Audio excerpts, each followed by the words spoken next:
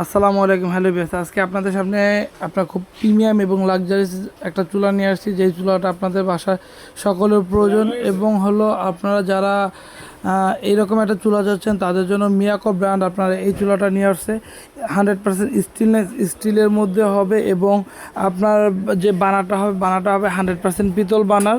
হ্যাঁ, আপনার দুইভাবে আপনি বানারটা ইউজ করতে পারবেন, ফুল বানারও ইউজ করতে পারবেন, আবার চাইলে এই ছোট বানারটা আপনি ইউজ করতে পারবেন।